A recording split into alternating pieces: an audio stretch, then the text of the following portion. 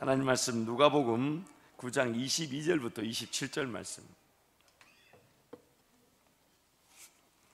하나님 말씀 누가복음 9장 22절부터 27절 말씀. 제가 가진 신약성경 104페이지 누가복음 9장 22절부터 27절 말씀.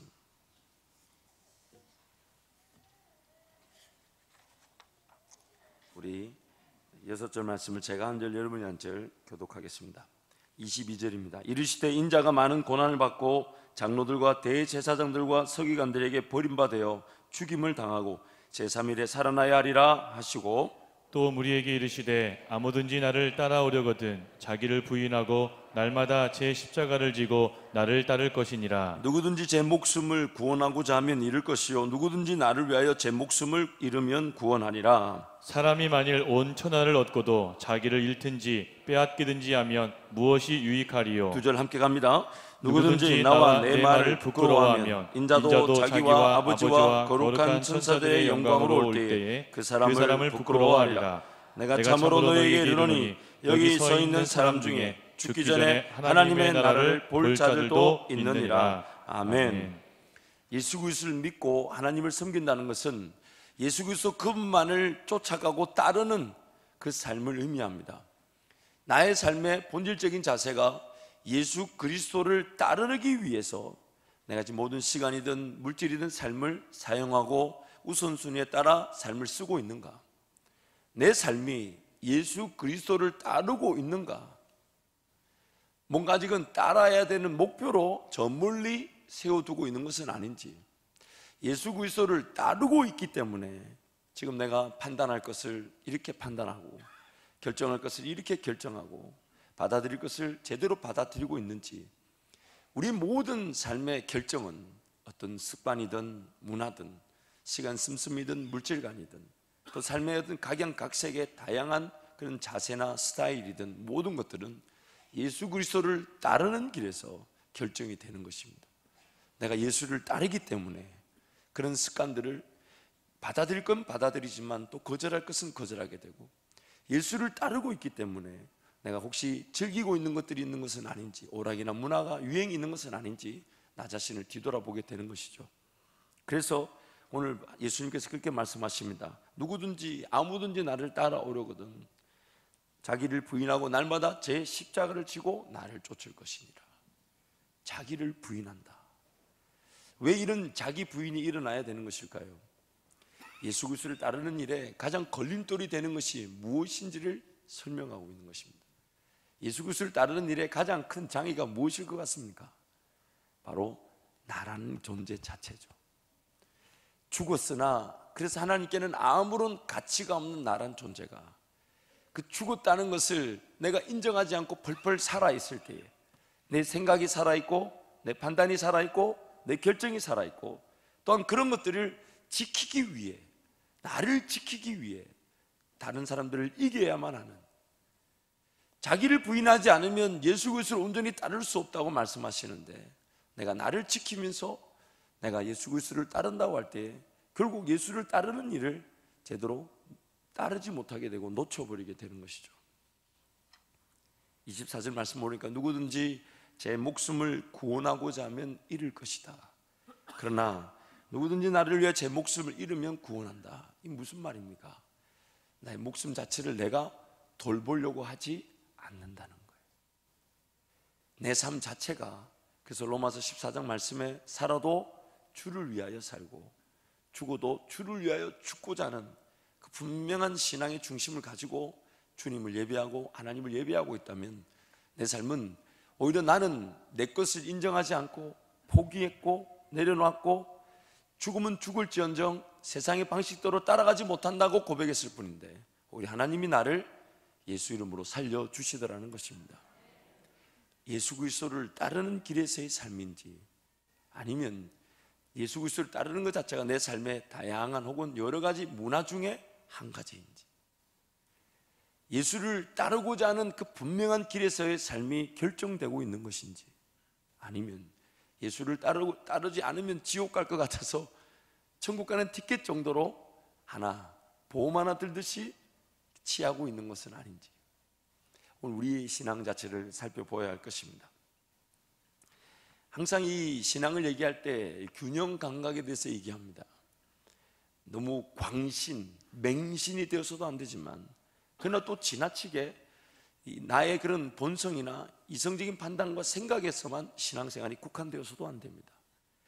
이 지적인 요소와 정적인 요소, 의지적인 나를 창조하신 전 인격적 요소가 성령 하나님의 인도하심에 따라 변화를 받고 새롭게 되어서 성령 하나님 그분이 원하시는 진정한 헌신, 진정한 그 희생, 자발적 참여, 순종, 그 믿음의 길을 걸어갈 때에 무작정 덮어놓고 믿는 식의 맹신, 광신을 우리가 경계해야 되지만, 또 반면에 지나치게 이성적인 그 판단과 그런 결정으로 너무 따져 묻고 하나님 음성을 제대로 듣지 못하게 되면 이 양극단의 문제가 일어나게 되죠.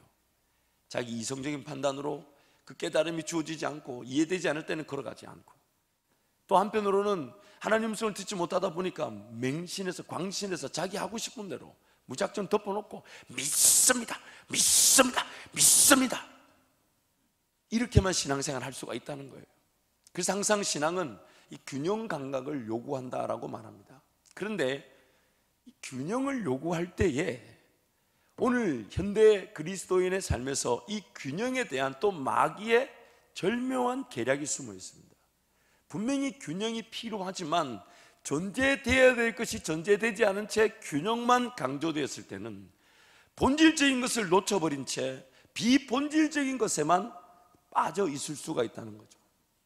그것이 뭐냐면, 내가 주를 진정으로 따르고자 하는 희생, 헌신, 순종이 존재되었을 때에 성령 하나님은 그 희생과 순종과 헌신이 지나쳐인, 그래서 자기 자신을 너무 돌보지 않고, 건강을 돌보지 않고, 주변을 돌보지 않고, 철저히 그냥 내가 헌신한다는 이유로 자기 자신을 해하면서까지 그 헌신의 길에 들어가지 않도록 균형의 지혜와 또한 자기를 돌볼 수 있는 기회를 베푸시는 건데, 내가 내 삶을 돌보고 내가 내 삶을 먼저 챙기고 내가 내 삶을 먼저 지키려고 하는 순간, 그리고 나서 희생을 하겠다 했을 때 그 희생은 불가능한 일이 되어버리더라는 겁니다.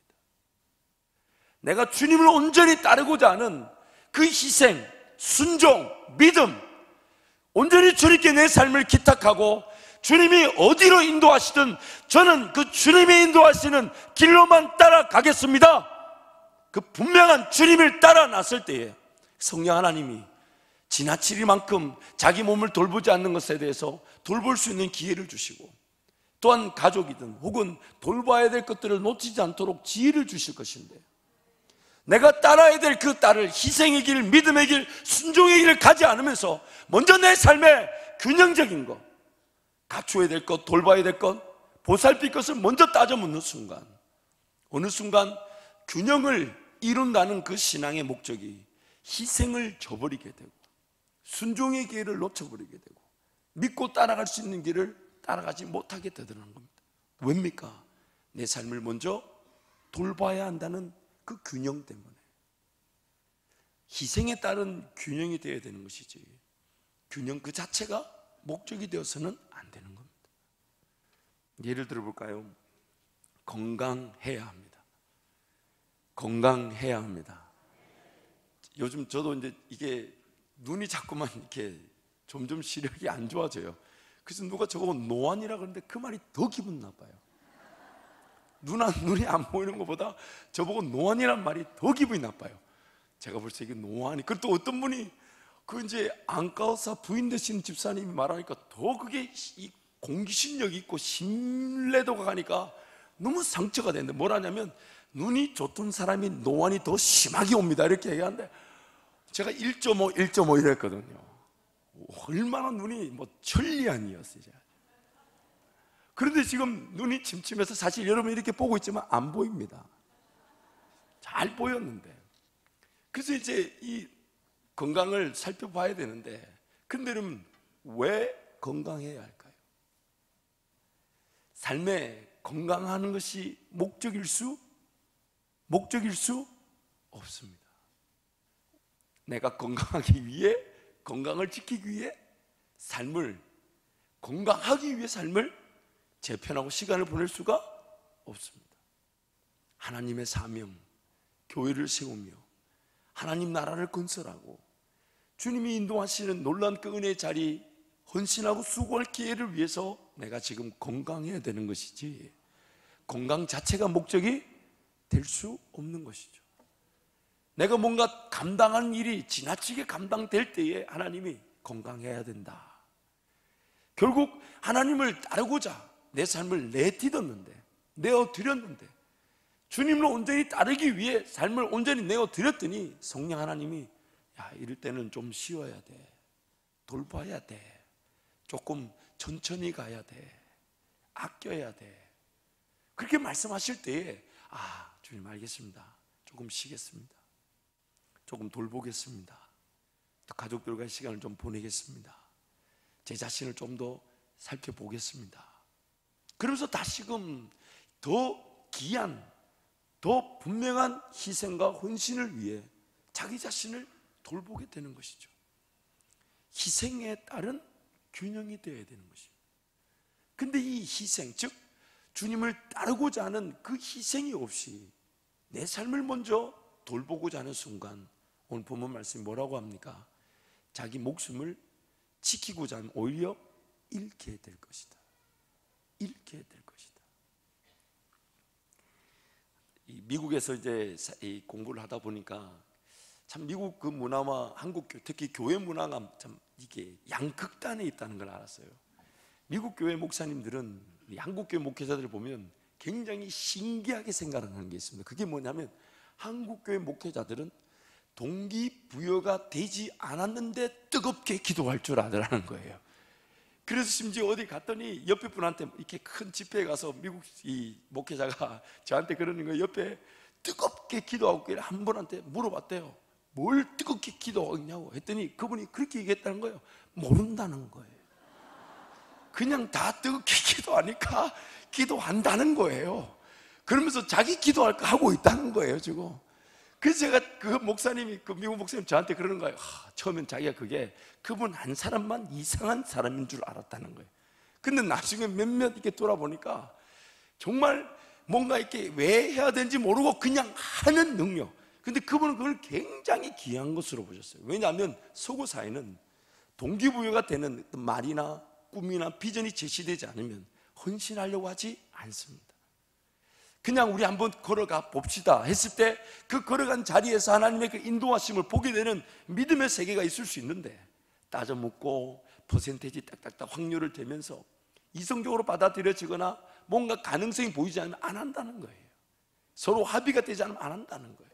근데 그 한국 교회가 급성장하게 된 그 배경으로 그분은 그걸 들었어요. 동기부여가 되지 않은데도 뜨겁게 기도할 줄 아는 거. 그래서 막 교회 개척하는 이 목사님을 만나 물어보면 자기가 깜짝 놀란다는 거예요.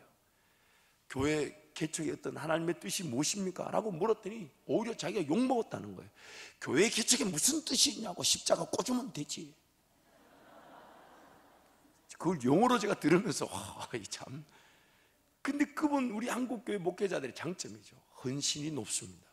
한국교회 성도들이 그 열정이 높습니다. 그러나 미국 성도들이 또 가진 장점이 있어요. 그 사람들은 한번 그 시작한 일이 체계성을 가지고 지속적으로 꾸준하게 인내하고 참고 견디지만, 우리는 조금 뜨겁게 빨리 달아오르는 편이지만 또 식어버릴 위험도 가지고 있죠. 그런데 그 미국 교회가 가진 이 장점 중에 하나가 뭐냐면 이 균형 감각이었습니다.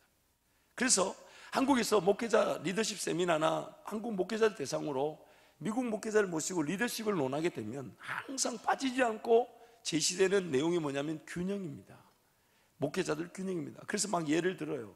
목회자들의 영적 탈진에 거의 90% 이상은 체력이 없어서 영적으로 기도가 안 된다는 거예요. 피곤하고 지쳐있고 영양 공급이 안 돼 있어.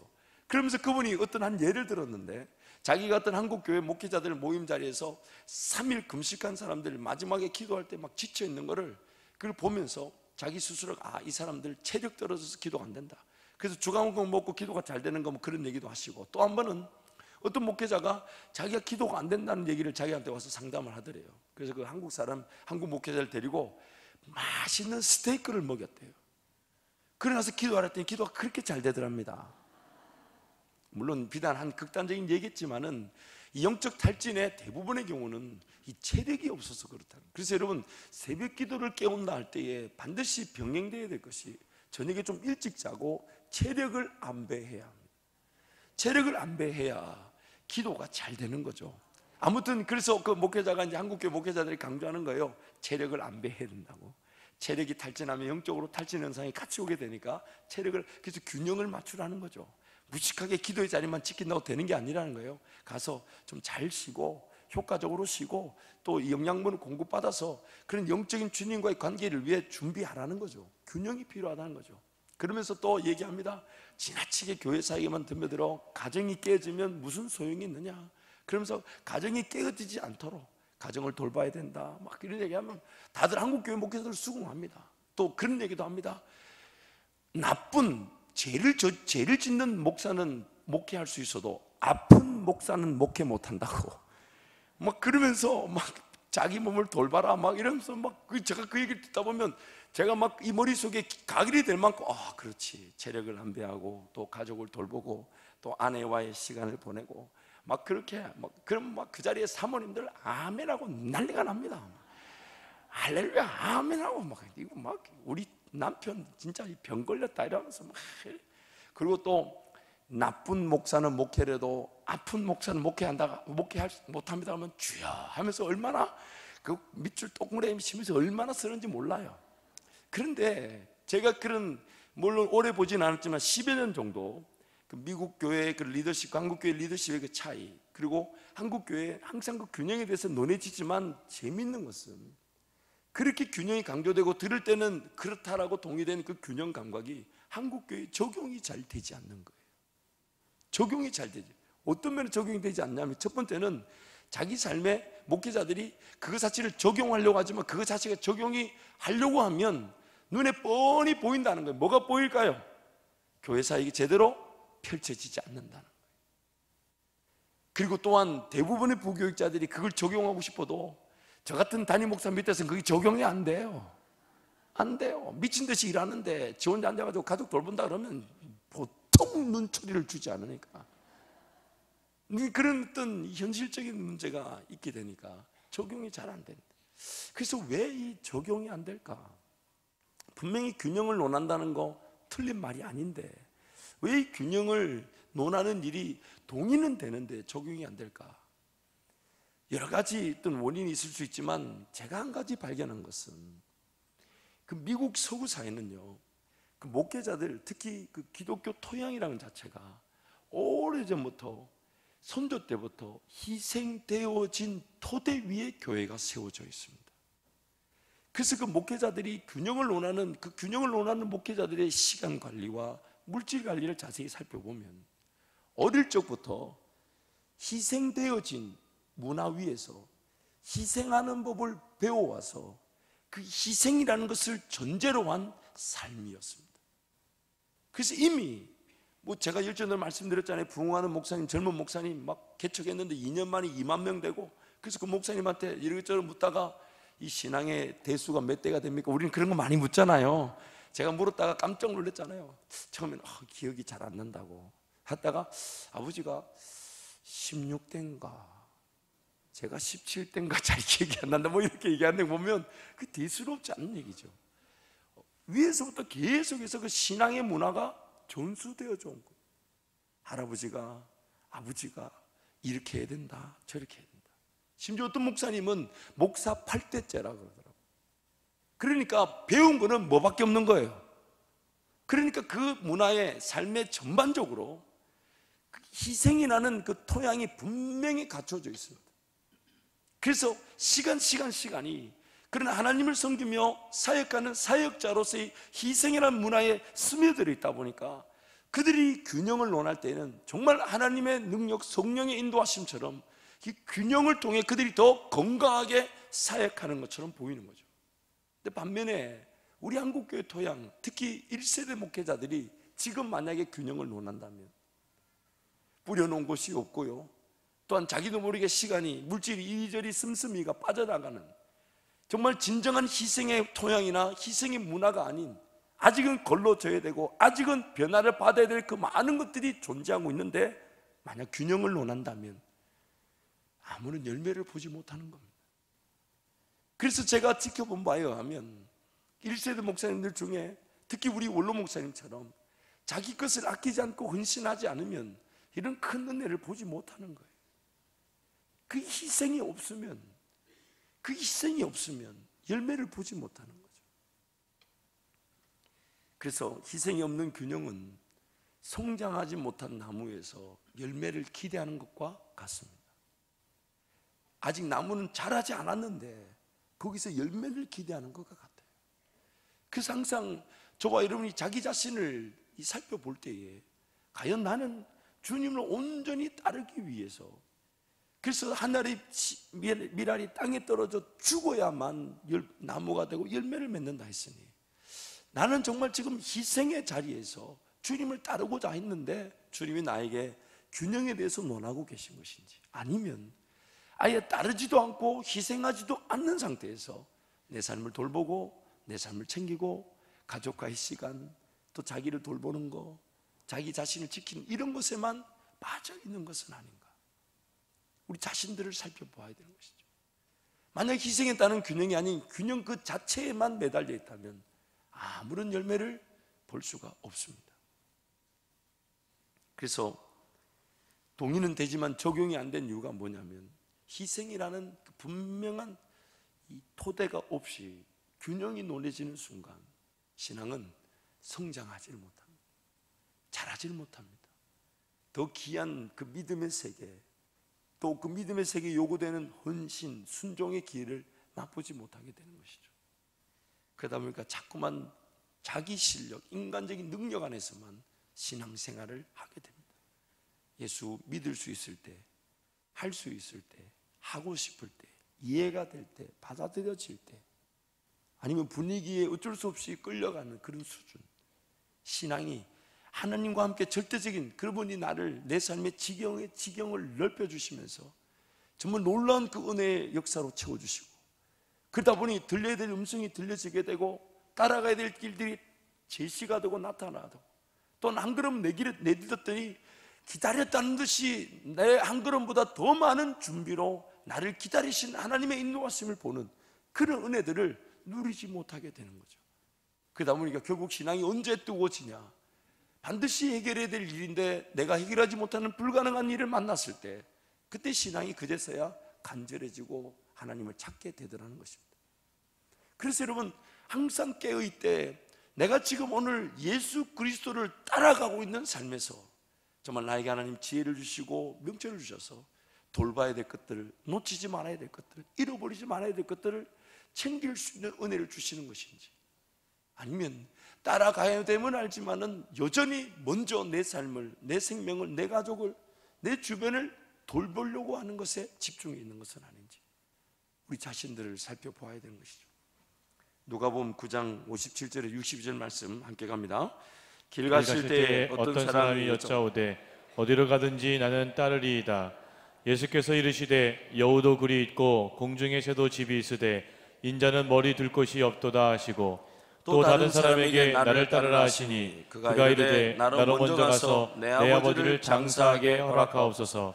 이르시되 죽은 자들로 자기의 죽은 자들을 장사하게 하고 너는 가서 하나님의 나라를 전파하라 하시고, 또 다른 사람이 이르되 주여 내가 주를 따르겠나이다마는 나로 먼저 내 가족을 작별하게 허락하소서. 예수께서 이르시되 손에 쟁기를 잡고 뒤를 돌아보는 자는 하나님의 나라에 합당하지 아니하니라 하시니라. 주를 따르기 위한 자리에서의 결정이라면 지금 이런 질문들보다 주님 따르는 게 우선이 되어야 된다는 것인데, 우린 자꾸만 먼저 돌보고 챙기고 나서 주를 따라야 되는 것이 아닌가라는 이 저울을 놓고 비교하듯, 분명히 주님을 따르기 위해 내가 구원을 받았고 주님을 따르는 것으로 내 삶의 생명을 얻는 것이며 주님을 따르는 것으로 열매를 누리게 되는 것인데, 그 주를 따르는 것과 내 삶을 돌보는 것을 저 위에 올려놓고 어느 것이 좀 더 급할까, 어느 것이 좀 더 긴급할까, 주님 거기에 경각심을 불어넣는 거예요. 과연 네가 나를 따르는 것이 유일한 생명의 길인 줄 안다면, 예수만이 따르는 것이 진리인 줄 안다면 예수만이 따르는 것이 삶의 유일한 길인 줄 안다면 지금 이런 것을 논하겠나 이 말이에요. 그 주님이 정말 안타까울 만큼 대답하시는 거예요. 죽은 자들은 죽은 자들로 장사하게 하고 너는 나를 따르라. 너는 나를 따르라. 그래서 예수님이 제자들을 부르셨을 때 그 제자들이 했던 행동이 무엇입니까?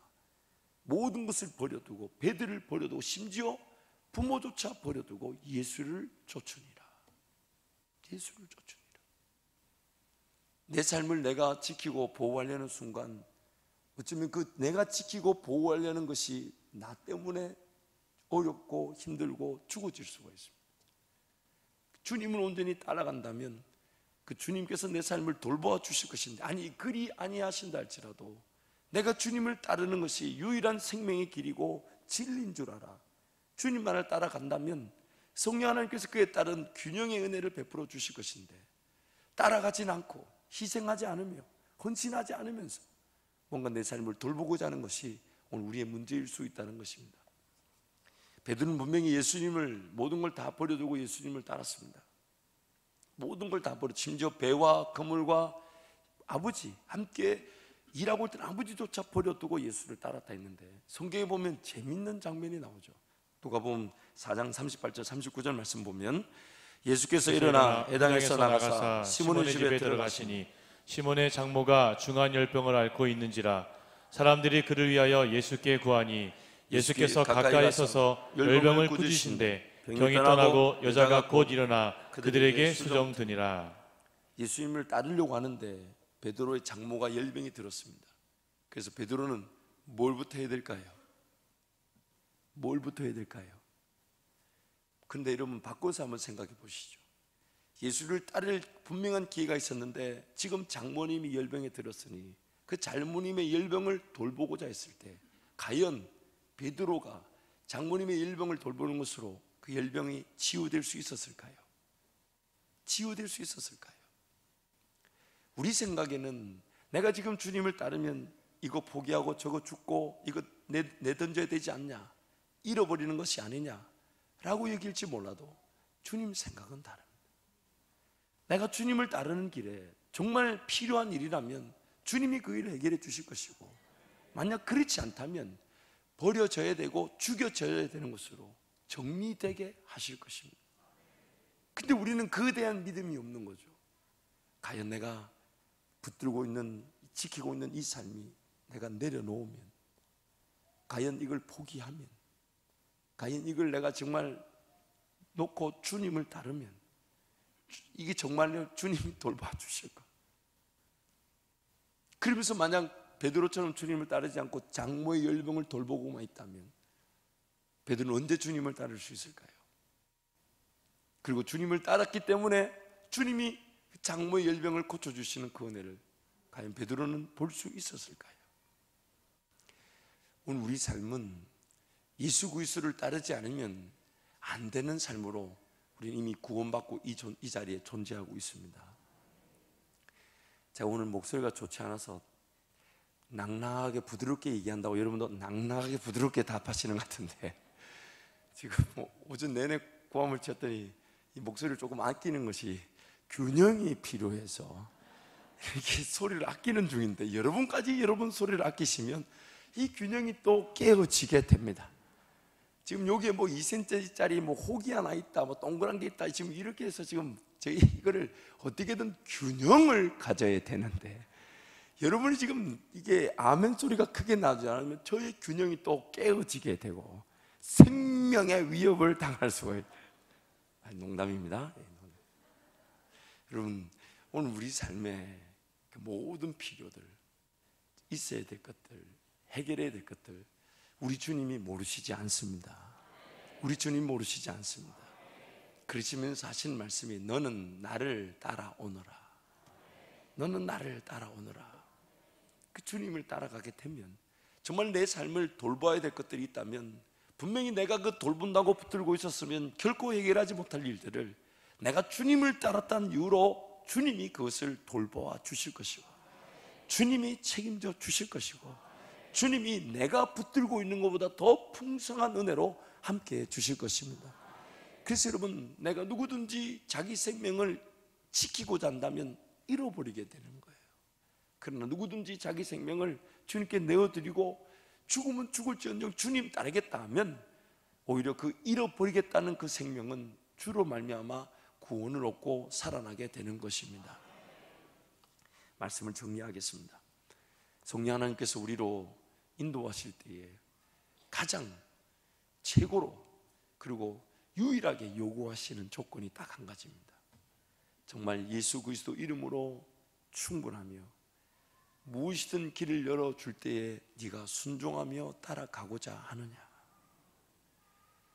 내가 이해되고 내가 감당할 수 있고 따라갈 수 있는 만큼 순종의 길을 열어가실 텐데, 그러나 내가 하나님을 더 크게 믿고 더 의지하고자 한다면 어쩌면 하나님은 단축해서 길을 걸어가게 하실 수도 있으실 텐데, 그러면 정말 성령 하나님을 따라가면 내 모든 삶이 해결되어집니다 라는 믿음으로 내가 지금 이 예배 자리에 달려 나와 있는지, 아니면 삶은 삶이고 주님을 따라가는 것은 또 별개의 문제처럼 구분되어져 있는 것은 아닌지, 그러다 보니까 어느 순간 사명을 논하고 꿈을 논하고 비전을 논하고 예수 그리스도 이후의 성령 시대의 그런 각종 은사들과 성령의 역사들, 이런 것들이 단순히 성경책 안에 있는 하나의 그런 언젠가 있었던 일로만 치부되는 것은 아닌지, 정말 지금 이 동일한 시대에도 성령 하나님이 우리를 인도하셔서 그 은혜를 베푸시고 각종 기적과 이사를 예수 이름으로 나타내실 것인데 왜 그런 일이 오늘 우리에게 일어나지 않는 걸까요? 왜 일어나지 않는 걸까요?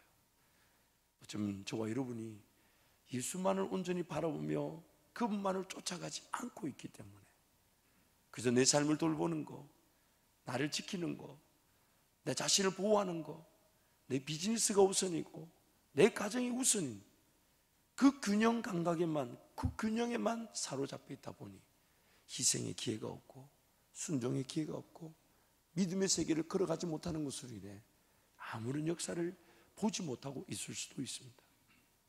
여러분 잊지 마십시오. 주님을 온전히 따라가지 않으면서도 내 인간적인 힘으로 내 삶을 돌볼 수 있다는 것이 두려움이 되어야 합니다. 주님을 온전히 따르지 않는데도 내가 내 삶을 돌보는 것만으로도 신앙생활이 될 수 있다는 것이 두려움이 되어야 합니다. 내가 정말 주님을 온전히 따라가는 길에서 주님이 내 삶을 돌보아 주시는 것인지, 아니면 내가 지금 내 삶을 돌보고 난 다음에 주님을 따르고자 하는 것인지, 오늘 이 밤에 결단이 있기를 축복합니다. 그러다가 언제 어떻게 주님 만나든 주님을 따르고 있는 길에서 주님 만나는 그 자리는 또 주님과 함께 영원한 천국의 삶을 살아가는 것밖에 되지 않습니다. 연장선상이잖아요. 그러므로 우리 희생을 통한, 희생에 따른 균형으로 우리 삶이 풍성해지기를 축복합니다. 저와 여러분의 삶에 하나님은, 성령 하나님은 모든 거 아십니다. 모르시지 않아요. 다 아시잖아요. 근데 어느 순간 내가 내 삶을 먼저 지키는 것으로 주를 따르겠다 할 때 성령 하나님은 하실 수 있는 한 가지밖에 없어요. 그 삶을 내려놓고 온전히 주님을 따를 때까지 기다리십니다. 자기 삶을 내려놓고 전적으로 주님을 따르겠다는 그 순간까지 성령 하나님이 기다리시는 거예요. 오늘부터 자진해서 이렇게 설교가 나온 목사는 다음날 새벽에 부푼 가슴으로 여러분을 기다립니다. 제 지금 설교가 지금 원고가 다 끝난데도 설교를 마치지 못한 갈등이 저 안에 있어요. 희생을 할 것인가, 균형을 갖출 것인가.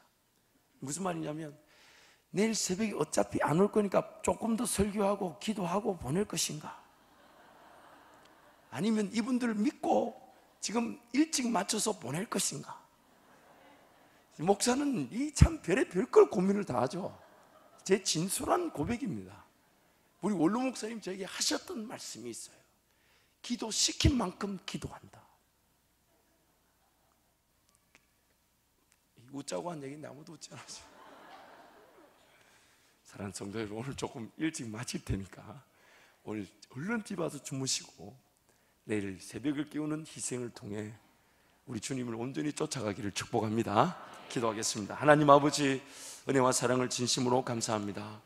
우리의 삶에 우리보다 우리 필요를 더 잘 알고 계시며 가장 좋은 길로 인도하시는 그 하나님을 신뢰합니다.